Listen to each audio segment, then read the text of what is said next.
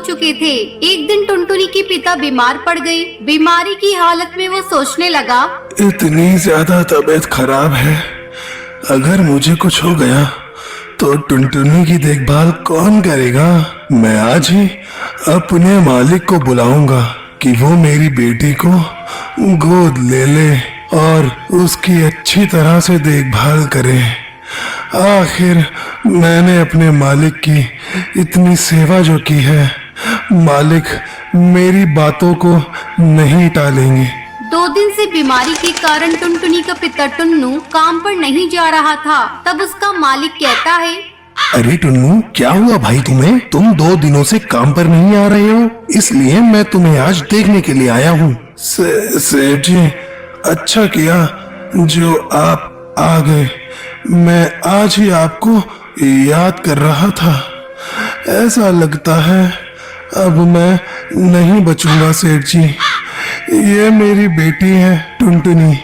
मैं चाहता था आप इसकी देखभाल करें। ठीक है टुन्नू, मैं अपनी पत्नी से पूछकर तुम्हें बताऊंगा। घर जाकर कड़कनाथ अपनी पत्नी सुंदरी कौवी को ये बात बताता है। सुंदरी कौवी, मेरे कारखाने में एक पक्षी काम करता है। आजकल वो बहुत बीमार है। वह चाहता है कि मैं उसकी बेटी को गोद ले लूं। क्या तुम उसके लिए राजी हो?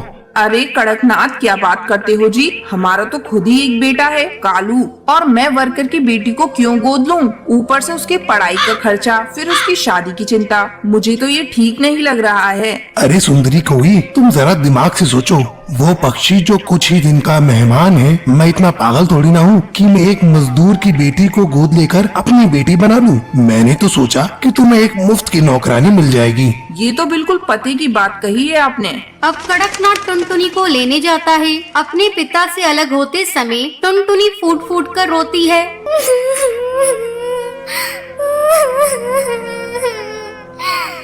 बाबा, मुझे अपने से अलग मत करो। मैं आपसे अलग होकर कैसे रहूंगी? बाबा, मैं आपको छोड़कर कहीं नहीं जाऊंगी।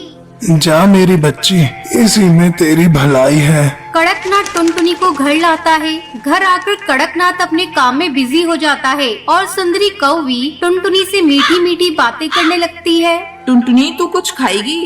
नहीं माँ, मुझे भूख नहीं है। अरे सुन टुनटुनी, मैं तेरी कोई माँ नहीं हूँ। तू मुझे मेम साहब कहा कर। चल अब जा जाकर रसोई में सो जा। अगली सुबह सुंदरी कौवी टुनटुनी के पास जाती है। ए टुनटुनी, चल अब उठ।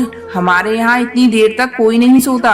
मैम साहब, रात में मुझे नींद नहीं आई। वो मुझे अकेले सोने की आदत नहीं है। तुझे तो अब सोना पड़ेगा। तू अकेले सोने की आदत डाल ले। चल अब झटपट उठकर मेरे साथ काम में हाथ बटा। टुनटुनी सुंदरी के साथ काम में हाथ बटाने लगती है। शाम को कड़कनाथ जब ऑफिस से आता है, टुनटुनी, मेरे लिए ठंडा पानी लेकर आओ। अभी लाती हूँ साहब। ये लीजिए साहब। कैसा पानी है? मैंने तुम्हें ठंडा पानी लाने को कहा था और तूने नल का पानी लाकर मुझे दे दिया। सारा मूड खराब कर दिया। ये कहकर कड़कनाथ टुनटुनी को एक थप्पड़ लगा देता है। धीरे धीरे समय गुजरने लगता है। एक दिन कड़कनाथ को कारखाने में खबर मिलती है कि टुनटुनी के पिता की मौत हो गई। कड़कनाथ ये बात टुनटुनी को नहीं बताता। अब कड़कनाथ और उसकी पत्नी सुंदरी कौवी टुनटुनी पर पहले से भी ज्यादा अत्याचार करने लगते हैं। एक रात जब टुनटुनी सोई हुई थी, तब उसके सपने में उसके पिता आते हैं और उससे मिलने की इच्छा जाहिर करते हैं। बेटा, मैं तुमसे मिलना चाहता हूँ। काफी दिन तुझे देखे हुए हो गए। टुनटुनी सपने में अपने पिता को देखकर बेचैन हो जाती है। अब टुनटुनी सुंदरी कौवी के पास जाती है। उस समय कड़कनाथ और सुंदरी कौवी सो रहे थे। टुनटुनी दरवाजा खटखटाने लगती है। मैम साहब, जल्दी दरवाजा खोलिए। मुझे अपने बाबा से मिलने जाना है।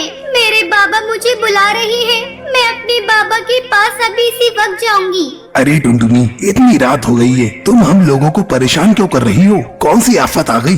मैम साहब, अब मैं यहाँ एक पल नहीं रहूंगी। मेरे बाबा मुझे बुला रहे हैं। मैं अपने बाबा के पास अभी जाऊंगी। चुप हो जा कमबख्त, सारी नींद खराब कर दी। कल सुबह बात करेंगे, चल अब भाग यहाँ से। टुनटुनी रोती रह जाती है, लेकिन कड़कनाथ और सुंदरी कौवी पर उस बच्ची के रोने का कोई असर नहीं होता। ये सब कालू कौवा देख रहा होता है और कालू को टुनटुनी पर दया आती है, लेकिन कालू कौवा कुछ कर नहीं पाता। एक दिन सुंदरी कौवी टुनटुनी को बेवजह पीट रही होती है, तभी कालू कौवा वहाँ आता है और टुनटुनी को बचा लेता है। माँ, आप में जरा सी भी दया नहीं है? कोई इस तरह किसी को मारता है क्या? अब टुनटुनी यहाँ नहीं रहेगी, मैं कल ही इसे इसके बाबा के यहाँ छोड़ कर आता हूँ। अगले दिन कालू कौवा टुनटुनी को उसके बाबा से मिलाने ले जाता है। वहाँ जाकर टुनटुनी को पता चलता है कि उसके बाबा अब इस दुनिया में नहीं रहे। ये सुनकर टुनटुनी बहुत रोती है। तभी कालू कौवा टुनटुनी से कहता है, टुनटुनी, अब तो तुम्हारे बाबा भी चल बसे और मेरे घर तुम ठीक से रह नहीं पाओगी। मेरी माँ तुमको चैन से रहने नहीं देगी। तुम अब अकेली हो। तुम बुरा न मानो तो मुझसे शादी करोगी? टुनटुनी को कालू कौवे की बात सुनकर अच्छा लगता है और टुनटुनी